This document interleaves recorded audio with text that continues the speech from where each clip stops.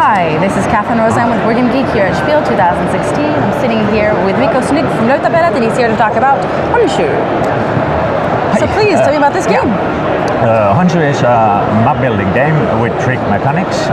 So each player builds his own map, and they are scored. So traditionally, you try to get as much victory points as you can. I have set up a 4-player game here to demonstrate it more easily. And the easiest way to start demonstrating is to tell where you get points, so what you're trying to build in your city. And starting from here, you get 2 points for each forest that are in your city. Then starting second is you score your towns, and towns are these brown cubes, and they need to, only one that is scored is your largest town. So for example, let's say that this is your city, so now you would get like, let's over here. Now you would get like 1, 2, 3, 4, 5, 6, 7 points. This doesn't count because it's not connected to the main city. So you kind of want to build yourself just one big city and try to avoid the danglers because they don't give you any points. Then the third point is production. You have these square cubes that give you cubes, and then you have the factories that are marked with a star. At the end of the game, if you still have the blue cube available, you can put it in the factory, and it will give you victory points on the amount of the flower symbols next to the factory. And only 1 cube per 1 factory. If you have multiple cubes, you can put them, but you need also multiple factories. Yes. And then there are third is the lakes.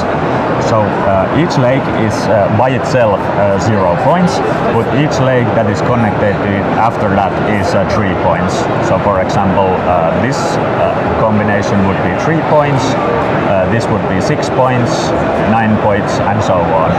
Lake also does count even if they are separated. So for example, this would be 3 points plus 3 points.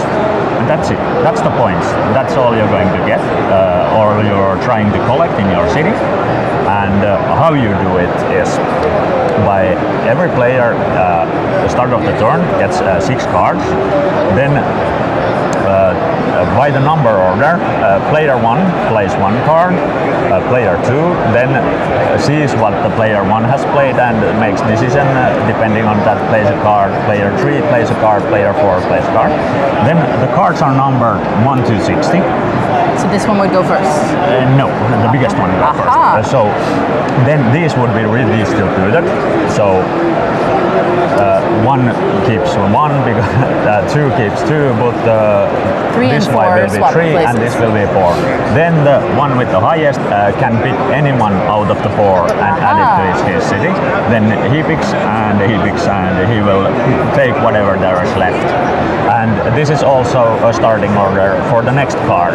So you get the first pick, but then you have to play also first, and everybody also can see what number you're playing before you get it. When you add your card to your city, are there any specific rules? Yes, there are. The card always needs to be on top or a bottom of any card in your city. So you can slide it either below or put it on top. Yeah. So for example, if I get something easy like card like this, I would put it over here, so I will get a big city. And these yellow pieces, they are just basically there for you to build on, so that you don't need lose any good stuff by building. Sometimes you need to put like good pieces also under or over, just to get like good city connections or something like that. There is one specific rule for the building, and it's that you can never build on the top of the lake. So you can build it like this, but you can never put the lake under a card. But there's no rules on how much of a card you can cover? No, there is, but usually you want to avoid as much as the good pieces as you can. So because if you cover like city pieces, you will lose points. So that's usually you try to build it on the yellow blocks, or if you have some useless blocks in the game. Then there is during the trick taking phase, there is an alternative use for your cubes. So let's say that you have like lots of yellow cubes, but you don't have any factories, and you have like low card that you really want. There is an option to play the card with and put one cube on it. The cube will add 60 to the card value. So only way somebody can get the first pick out of you is play a card with a bigger number and the same color cube. It adds extra use for the cubes and extra depth for the game. It can be done by any player. Like for example, player 1, 2 and 3 has played the cards. Player 4 has an also option then to put the cube on it and take the first pick out of the other players. I see. Great. So how long does the game typically take to play? I think our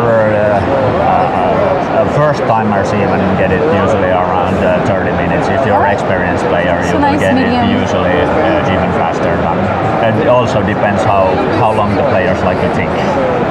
Thank you so much. Okay, thank you. That is Honshu from Lautapelit.